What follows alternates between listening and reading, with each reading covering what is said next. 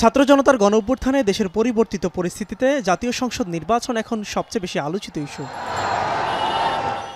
সংসদ নির্বাচনের রোডম্যাপ, আগে জাতীয় নাকি স্থানীয় নির্বাচন তা নিয়ে রাজনৈতিক দলগুলোর পক্ষে বিপক্ষে যুক্তিতর্ক চলছে বেশ অনেক, যদি কিন্তু আর তর্কের মিশেলে ভোট নিয়ে আলোচনা সমালোচনা এখন সর্বমহলে।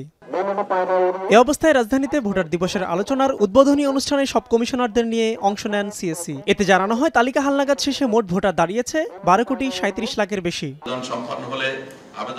প্রধান নির্বাচন কমিশনার এএমএম নাসির উদ্দিন বলেন, ভোটকে আগে অধিকার হিসেবে বিবেচিত হলেও এখন তা দায়িত্ব হয়ে দাঁড়িয়েছে। মানুষ এতদিন যে ভোটের অধিকার পায়নি, ভোট দিতে পারে নাই, আমি এখন বলছি যেটা আমার ফিলিং, যেটা এখন ভোটের অধিকার স্টাবলিশ করার সুযোগ এসে গেছে।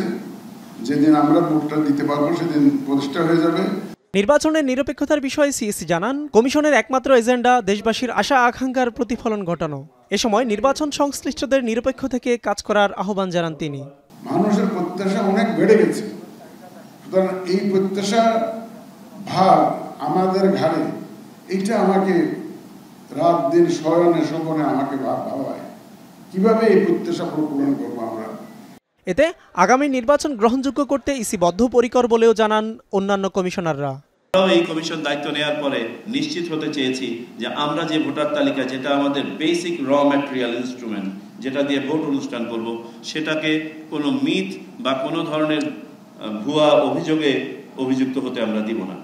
বিগত কয়েকটি নির্বাচনের মতো না হয়ে নিজের ভোট যেন নিজে দিতে পারেন সেই প্রত্যাশা জনসাধারণের। এবার আমরা চাই সুষ্ঠুভাবে নির্বাচন, যে আমরা সুষ্ঠুভাবে ভোটটা যেন দিতে পারি, সেই নির্বাচনটা চাই।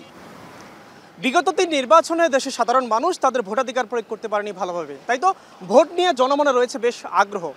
আগামীর ত্রয়োদশ জাতীয় সংসদ নির্বাচনে দল মত নির্বিশেষে সকলেই উদ্গ্রীব হয়ে আছেন ভোট দেওয়ার জন্য।